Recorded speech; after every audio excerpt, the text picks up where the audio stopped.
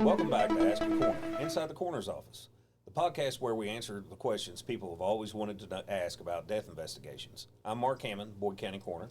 And I'm Bailey Rucker, Deputy Coroner, and tonight's episode is going to be a little different from just the death investigation itself, but that's what comes with the badge, because a lot of people see that title and they think about the investigations we do and things like that, but they never think about what we actually take home with us at night. And nobody talks about this. Yeah. It's a stigma that is finally being broken in emergency services in general, but it's just the weight of calls, and our thing is repetitive call after call after call after call.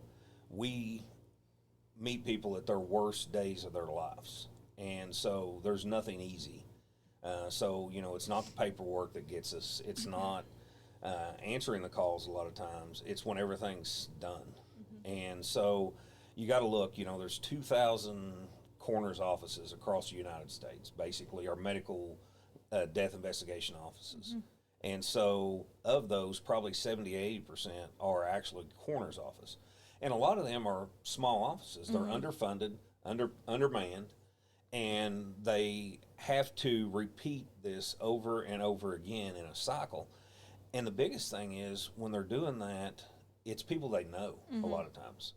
These are in small communities, things like that. So, PTSD is very real in emergency services, and we know that. Yeah. So this is something that there's only been like one study done for medical legal death investigators because they're always left out. And so that really hits home when you start looking at that. Yeah. And I think everybody's favorite question, as soon as they find out what you do for a living, everything, it's what's the worst thing you've seen? And there's not one specific thing you can see because it's everything together, like you just said. And it is. It's everything. It doesn't matter.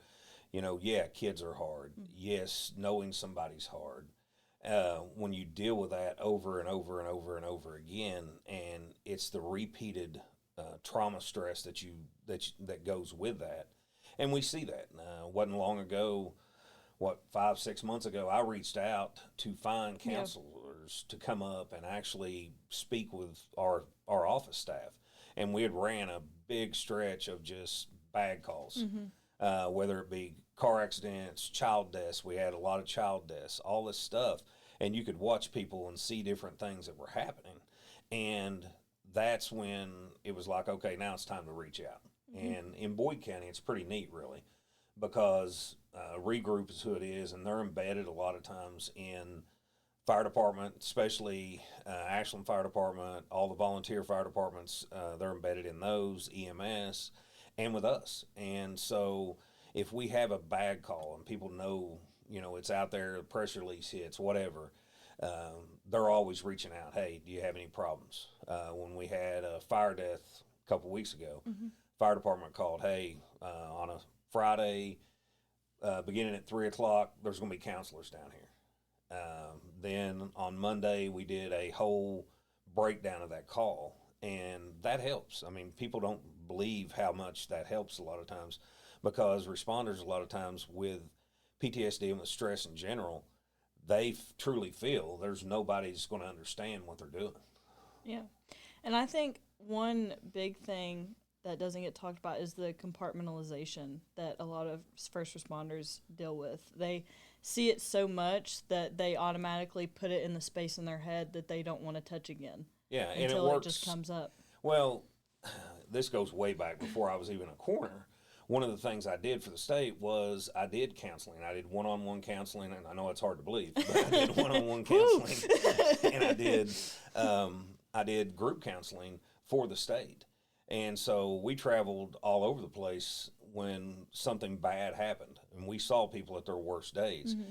And one of the things that they said was with first responders, it's almost like a file cabinet.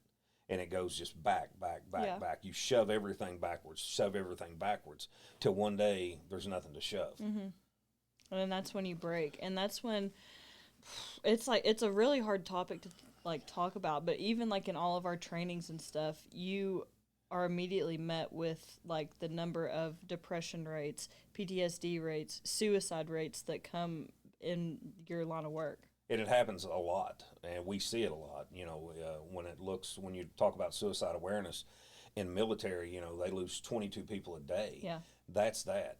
When you start looking at numbers and you look at hard facts, there's probably 30% of death investigators have some form of depression, PTSD, something that deals with the job. Poor appetite, no sleep, all this stuff. And people, if you go back, I got in the service in '85, and that was unheard of. You didn't have anybody to talk to. You didn't mental health actually. That was not a part of it. Mental health was totally out the door. Yeah. And a lot of people did a lot of things, probably including myself, when it came to doing self-destructive things. And most of that was alcohol, especially at a young age, getting in the service, and everybody works 24 hours and then they go play golf. So they drink all day playing golf. And then, let's go out. So then we go out and we drink. And when you see that, that's a lot to do with just a way to cope. And who do you hang out with? You hang out with people that you work with. You hang out with people from the ER usually because they understand. You hang out with police officers. All those people that are in an inner circle. And the reason being is, quote, they understand. Yeah. And so you alienate everybody else away from that. And that in turn makes it hard. It makes it hard on families. Myself, I've been divorced 3 times. I'm on 4th marriage. When you look at a lot of that, you see that in our line of work, repetitive divorces. And it's all a lot of times because of the self-destructive nature of the job, the time of the job that you have to put in it. Because one of the things that numbers, and we go back to statistics, and statistics don't lie a lot of times, is you put yourself into work. If you're at work, guess what you don't have to do? Think. You don't have to think because you are used to doing your job. Yep. So you don't think about the little girl that you picked up out of the road. You don't think of anything like that. And with this job, it's twice as hard because talking as a paramedic and a firefighter, one of the things that I saw was I took care of somebody, I did what I needed to do, and I did it well, but I didn't cause a problem. So I could let that go. When I got to the hospital, it was done. I had to write the report, and guess what? We went on our merry way. With a coroner's office, it's not like that because you have to go up to somebody's house. You have to talk to them and tell them their loved one's dead. You have to explain things to them that you wouldn't have to do. And, then you go into, I think with this job, one of the things that I truly have noticed is when I worked as a paramedic, I could go by the same house 100 times. I pick somebody up. It's no big deal. But on the coroner's side, we can drive down the road and I'll be going, I've got an overdose out of there. I got a gunshot out of there. This was a lady that was married for 50 years to the same person, and now they're dead. This was a child that had been abused. This was, and it goes on and on and on, because even it's like you don't get away from it in the job that we do. And that's where where I want to go back to. When people always ask us, what's the worst thing you've seen? It is literally everything combined. There is no one bad call, which we'll talk about, some of the bad calls, obviously, that we can go on that are maybe more traumatizing than others. But it is talking to the families is sometimes the hardest part, seeing how they react and then breaking down in your arms. And you have to try to comfort them while you're holding yourself together. And that's a lot. I mean, when we look at that, it really and truly affects every single person that death does. It's almost like a ripple effect with it. And you can always tell if we have a really bad call, and we did this with EMS, you could walk in an ER and everybody's laughing and joking and they're going about their day because they're taking care of 85 beds now and they're doing this and doing that. But let something bad come in, especially a kid. And when you walk in there, you can hear a pin drop. Yeah. And nobody wants to talk. Nobody wants to say anything. Everybody is strictly business. And the reason they are is, guess what? It's compartmentalized. It goes back and back and back in the memories. And I think that has a lot to do with it.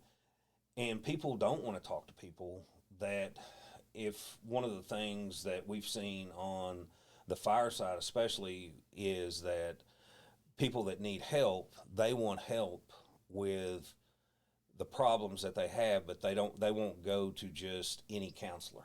That's a huge thing. Now, if somebody wins that trust, guess what? Then you get 3 or 4. Yeah.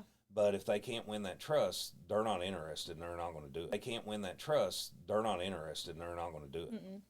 No, because it's like you said, a shell that you put yourself in. You want to trust the people that understand what you do, that do what you do every single day, like alongside you. You have that trust within each other because you know they have the same exact experiences. So it's hard to branch out. It's hard to come home, and you also don't want to put that burden per se on your family when you go home. So that it goes deeper in the vault because you don't want to bring it up and bring their spirits down. Exactly. I mean, it's once you get home, you want to do nothing but forget about it, block it out. And everybody says, man, you're good at blocking things out. I am. Yeah. Because that's a coping mechanism. And so I do. I block everything out. And a lot of times when I get home, I block that stuff out. And then at night, I'll sit and I'll read or I'll play Call of Duty. And everybody's like, he plays Call of Duty? He's 56 years old. Yeah, I do. Because I don't wear stress release. I don't wear a headset. I don't wear anything. I don't want to talk to nobody. All I want to do is sit there and play my game. And release. Yeah. That's it. And I'll do that maybe for an hour or so, and I'll go to bed. And I can lay down and I can go right to sleep. And that's the compartmentalization that it happens at. Is there some things that truly I don't sleep? Yeah. Is there nightmares? Yeah. Everybody has those. And with this, it's part of the weight that nobody sees you carrying every single time, especially in a small community. You take where you know every single person and you're running every single call, whether that be 50 calls or whether that be 100 calls, it doesn't matter.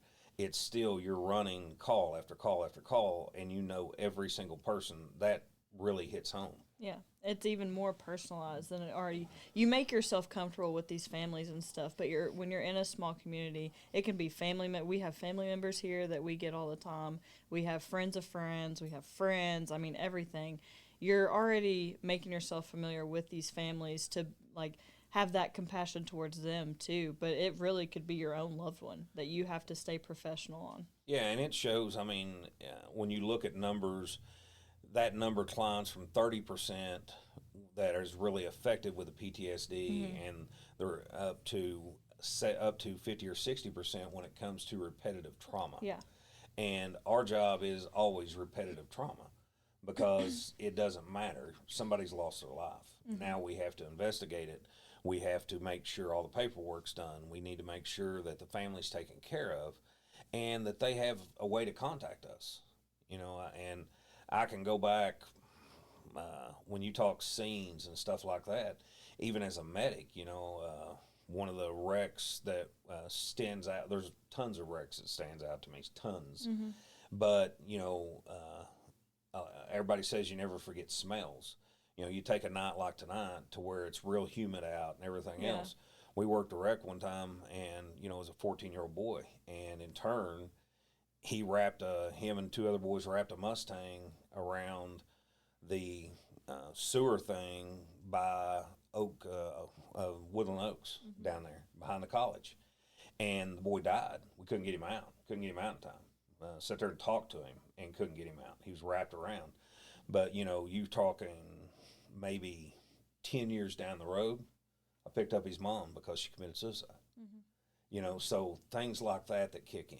Yeah. And things like that it's like, wait a minute, it's repetitive. You never get over that. You never get over losing a child. And I'll say that 100 times. 100 times you never get over losing a child. It's not supposed to happen that way. And we hear that 1,000 times. And so I think that's a big thing that you deal with. And another thing like that is losing lifelong partners. We have a lot where people seriously die of heartbreak. If their partner dies a year or even months before, then we get them 2 months after. And as well as I do, I mean, we talk to people and they're like, we've been together 60 years. Most people don't make it 60 days No. in this in the world that we live in, because we live in an instant society. And so I think, when you hear that story, it's like what I do. I'm going to go home and I'm going to sit in a recliner, and nobody's there to sit with me. Nobody's there to eat with. Nobody's there to do anything with. And I think right there is just as sad as that story is just as sad as a kid or anybody else getting killed. But what we run into a lot of times is what makes the news. What makes the news is the kids. What makes the news is somebody that's high profile. But in reality, a lot of our deaths aren't like that. But you know as well as I do, in a normal average day, we could easily do 3 to 4 calls. And that repetitiveness, you can't even get the paper wrote, and you're running another call. And that's rough. Yeah. And it catches up with you eventually. Yeah, absolutely. And even if you are a person that maybe does want to process every single thing and can kind of not get it out because, again, the compartmentalization, but at least think about it for a little bit and not just tuck it away like instantly, but you're having to go on another call, then you want to do it on that one, and you can't fit it all in because you're just constantly going and going and going, and then you have no sleep most of the time, and then you're going to, if you're like us, where you're underfunded, understaffed, you have to go to another job after that, so your mind can't turn off again. There's just so many things that pile on top of each other. Well, and one of the things that they're doing on the fire side and EMS side, especially fire, it's not necessarily quote EMS, but most fire departments run EMS. And so instead of doing 24 on, 48 off, they're doing 48 on, 96 off. And so that gives you 4 days to kind of spend time with your family, relax, because let's face it, the first day, you sleep. Yeah. Unless you've got things going on, you're in bed. Then if it's a 24-48 shift, your first day's gone. So really you only have 1 day to make anything that you've got to have happen done. And so mentally, and you talk to a lot of fire departments and they're like, oh yeah, you can see it in the people. You can see it in the firefighters that have switched to that shift, just the difference in their mental health a lot of times. And that plays a big role. Yeah. And like their daily life with the amount of fatigue and stuff that they do or they have. You get somebody that's working 24-48 where it's just constantly go, go, go. You get a little bit of sleep when you come home. You don't get to relax the next day, and then you're right on it again. And it's just that repetitive cycle of being beat down or all of these thoughts like being weighed on your head, just all these things going into one. Yeah, and it all kind of compresses you down. So you get irritable. You don't want to talk to anybody. You lose sleep. You may sleep for an hour, but you're up. Different things like that. With this job compared to the paramedic side, one of the things that I've noticed is the seasons. Different seasons will trigger different things. And it's a trigger. And it's like, okay, that brought back this. That brought back that. Driving down the road brought back this. Yeah. Smells will sometimes do it. And so people don't understand that if they've never really been in this type of business. Yeah. And it's time that we talk about it. It's time that we approach it, and it's time that we find ways to do it. If you look at Clark County's coroner's office in Las Vegas, after the Route 1, I think it was the 1 shooting where the guy was at the concert, and they shot all the people. One of the things that they did was yoga for their people. They had a pet that was around the office. Things like that really made a difference, just that little bit. And that helps. I mean, because the average person is not making a career out of what we do. And what's happening is within 5 years or so, especially if it's a busy place, they're leaving. They're looking at another line of work and they want into something different. It may be close to the same line, but not as stressful. And we got to stop that, because that's the big thing. Let's make it a career. Let's make it to where you have a good life, that you can thrive and have a family and everything else by just doing the little things that kind of straighten that up. Yeah.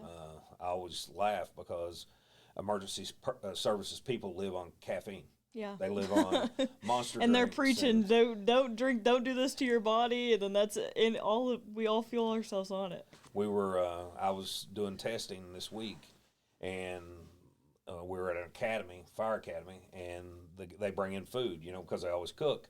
So they brought in the food to cook. One of the things they brought in was a case of Monster. That was the thing they had, was a case of Monster. So when you look at that, it's like, okay, here we go.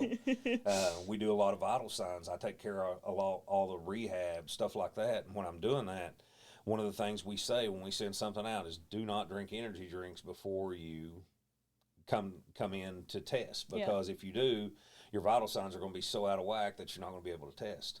And that has helped a lot, sending that out, because now right after we take the vital signs, they're down in those things. Everybody's cracking them open. So yeah, I mean, it happens all the time. Mm-hmm. I mean, people get dependent on it because of, again, everything that we've talked about. You don't have a regular sleep schedule. You're not sleeping in your own bed half the time at night. You're sleeping at a station, or luckily for us, where we're on call, sometimes we get to, if we're not called out during the night and stuff like that. But I mean, you have to depend on caffeine a lot of times to get you through an entire shift. Oh yeah, and the thing about it is, as a death investigator, you have to be on your game. Mm-hmm. You got one shot of doing something right. Yeah. And if you're not on your game and your head's out, way out in left field, you're going to miss something. And we cannot afford to miss things. That's that one thing can cost you an entire case. Yeah, and you know, it's like when that happens, you work so much. It wasn't long ago I took a vacation, and when Kai decided, you know, she hit spring break, we went to Tennessee for a little while, for like 3 or 4 days. And I said, you know, working up to that, I'd worked a lot of shifts and did a lot of things, and I was like, okay, it's time to take a trip. It's time for me to do nothing. Mm-hmm. And we did a lot of that in the evening. You know, Kai could swim. There was a fire pit there, and I could totally just zone out. I didn't talk to anybody. It wasn't the fact I wasn't friendly. It was the fact, you know, if somebody talked, I'd talk to them. But if I didn't want to talk to them, I would just sit there by that fire pit. The last 2 days, we were doing testing, and what did I do? That hotel had a nice fire pit outside. That's where we sat all night. We sat out there till about 10 o'clock at night and then went to bed. And it's like, that is, to me, some of the most relaxing things you can do. Yeah. And so that's what we do. And we find, everybody needs to find some type of outlet, whether that be exercise, whether that be, a lot of times it may be reading, it may be playing a game, it may be just different things. One of the things that I did when I worked 24/48s in EMS was I read at night. I wouldn't read during the day, but at night I go in, crack a book open, something I wanted to read. I'd read about, 10, 12 pages, and it would put me to sleep. I was gone. But that's how I had to do it. If not, I was going to toss and turn all night. So because the thing about what people don't understand is when you're on call, you have a heightened awareness. Everything, you're waiting for the phone to ring. You're not going into the REM sleep that you go on a regular night. Yeah, no. You have none of that because you're scared to death that you're not going to hear the tones or you're not going to hear the phone ring or something like that. So you sleep very, very light, and you wake up under just anything. At the drop of a hat, really. I mean, really. You do that year after year after year. Yeah. It's a lot of things. Yeah. So those are some big things you got to worry about. Yeah. And that's, like you mentioned, everybody has to have their own way to decompress and to let themselves relax and just let everything go, be with family, get that good time spent with the people that matter to them. I think that just us talking about this right now is something that wouldn't have happened 20 years ago, just this podcast right now about this topic. So with you being in the service for so long, how much have you seen the mental health aspect of the job change over the years? It's did a 360. When I come in the service, mental health wasn't even talked about, because if you talked about it, guess what? You usually were pulled off the line. If they gave you medication, you were definitely pulled off the line. If somebody found out about it, you were pulled off the line. All this stuff that started happening. Mm-hmm. And the big thing people need to realize is there's nothing wrong with not being okay. Everybody is a lot of times not okay. Yeah. And that's fine. It may be something small. It may be something huge. It may be bills. It could be a lot of different things. On the fire side, a lot of things that we've done now is like we have a thing just for PTSD, $2 million a year, and they will pay. You got to send everything in. We have somebody that is confidential, all that stuff for HIPAA, but they send all the stuff in, and whatever has been like, if you have like copays or something won't pay for it, they will reimburse you.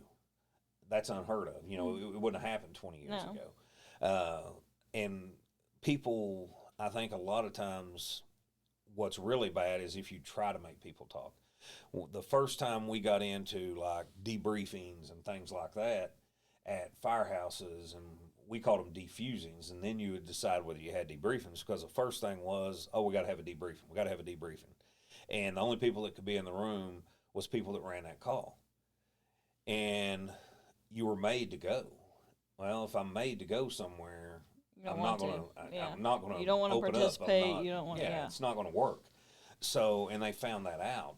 If you look at the World Trade Center bombings, you look at when you talk about, and a lot of people don't remember the Oklahoma City bombings. You know, I mean, I'm sure you wasn't even there. Nah. You know, it was like you wasn't born yet. You know, and that was one of the biggest things I remember. And you know, when you start talking to people, when they come off the pile and you work 12 hours on that pile, you come off the pile, they made you have counseling. So what that taught them was at 9/11, you don't do that. There's people there if you want to talk, but don't make you talk. Don't force anybody. Yeah, because eventually somebody's going to talk to somebody. Something little gets said. You know that as well as I do. You know, if we're sitting around a table, something little said, and then from there it kind of opens up. It sparks a conversation. Yeah, and that's the thing we got to have is a conversation. And there's just some things that people really don't want to do, and that's fine. You know, I would much rather put somebody else in the game and have them handle what needs to be done than I would force somebody to work a scene that's going to cause them problems for years on end, and we don't want that. And so, but it's hard to do that, especially when you have a small jurisdiction. You know, it's nice if you work a shift and you're off 3 or 4 days, but I'm on tomorrow, I'm off Thursday, I'm back on Friday. So, you know, where am I going to get good sleep one of those days? Yeah.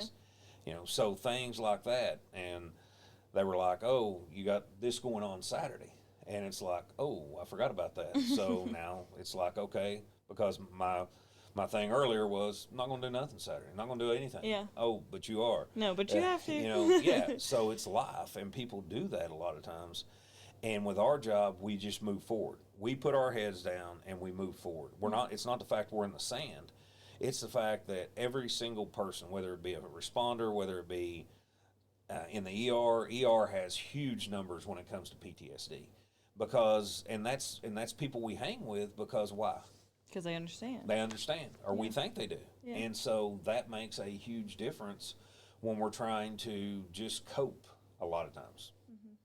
We talked about kind of the families and how we maybe steer away or come home and don't want to talk, don't want to put that burden on them. So how does that affect your family and, well, all of our families at home when you come home and you're not wanting to talk and they maybe want to try to get something out of you just to kind of maybe get you in a better mood? I think, you know, one of the biggest things is my relationship now is very healthy. And Lacey a lot of times she'll leave me alone. Yeah. You know, she'll let me do my own thing. She will, a lot of times, if I need sleep, she'll keep the kids quiet on the other end of the house, or, you know, whatever. If she knows I'm snapping at somebody, she's like, hey, we're going to go shopping, or we're going to do this. And that kind of gets my head back on straight. And I think that's the big thing is you got to have that time. You have to let your significant other or your family or whoever it is realize, hey, I just need a minute. I need to, you know, I'm not here to, I don't want to yell at anybody. I don't want to hurt myself. I don't want to do anything else. I just want to just totally zone out. Take a minute. Yeah. And I do that a whole lot. Yeah. Just about every day I do that. because I stay busy. I mean, and, let's just face it, my phone rings 100 times a day. I'm constantly doing emails on top of everything else that we do, signing out death certificates, all this stuff that has to happen. And when I get home, a lot of times mentally, I am just totally drained. And she can see that. So she's like, hey, go lay down, go get a nap, and sleep is good if you can do that. Luckily, I can compartmentalize that a lot, so I can lay down and I'm asleep in 5 minutes. And she all the time says, I can't believe how quick you go to sleep compared to her. But I've learned to deal with that. I've learned, okay, let's do this. And I think that's a big thing. So what do you do? What do you do? I mean, I kind of do the same thing. I think it's like about having the right support system too. Like you have to have the second hardest job in this line of work is having a significant other that supports you in your line of work and knowing exactly what you need and knowing how to help you in those tough situations just as much as you have to know how to help yourself in those situations. So just, I don't know. I mean, Brad, he's great. He's one of those people that listens. It makes me mad sometimes, but he listens in one ear and it goes out the other a lot of the times. But in this case, it's good where I can just come home and I blab and blab and blab. And he's like, oh, okay, bad day. But it's out here and out there. And I get it out of my mind and it's out of his mind too. So it's just, I think it's all about finding your person and knowing they have to know exactly how to deal with your situation too. Well, I think it's, the big thing is all these studies are done on first responders. And when you look at like rates of suicide and for first responders and stuff like that, it's like 130 some people a day. Yeah, it's insane. And when numbers. you look at that, that's not okay. Because that's a jet. And if a jet crashed every single day in the United States, people would be up in arms. But we lose that many people a day, and statistics show that. Yeah. And we got to figure out how to deal with that. The problem is when we are in death investigations, we are the last to get that because people look for police, they look for fire, they look for EMS, they look for dispatchers. But the people they don't look for is people that handle those deaths because a lot of times they're like, well, they're used to that. They deal with that every day. And it's like, no, you're not used to that. You don't get used to that. No. It's the last responder stigma. Yeah. And if you get used to that, it's probably time to walk away. Yeah. Because you are so jaded that you're not going to help yourself or anybody else for that matter. No. So I think that's the big thing. Yeah. And that kind of reminds me of like the whole burnout thing. A lot of times burnout isn't necessarily just working the calls and being called out this many times and all of this stuff. It's, again, all of this stuff into one where you're constantly seeing the worst things, where you're constantly having to hide from your family, not necessarily hide from your family, but not bringing your job home from work. It's all of these other things into one. That burnout might not be the same for this job as it is for every other job. Oh, and you got to look. I mean, the kids still have to be picked up. Groceries still have to be picked up. Dinner has to be cooked, or you got to go out and eat. All this stuff. And I can tell you, when we go out and eat, I'm looking where I'm sitting. I'm looking to make sure I can see a door. I'm looking to set my back against the wall. Yeah, you're always on edge. Everybody laughs about that, but it's just the heightened awareness that you develop over the years. And you can't turn that off. And that's the problem. It's little things that you do that only certain people notice that are around you, but you can't turn that off.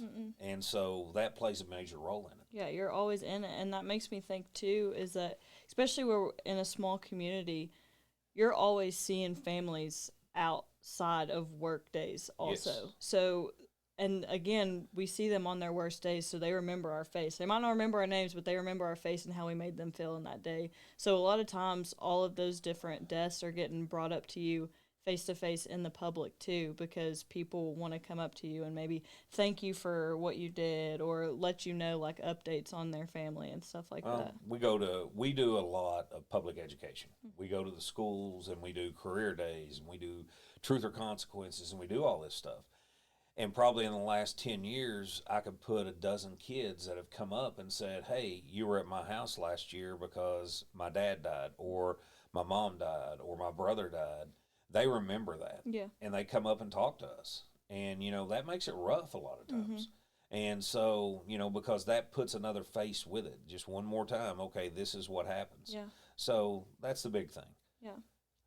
And we've used the term bad calls a lot, I think.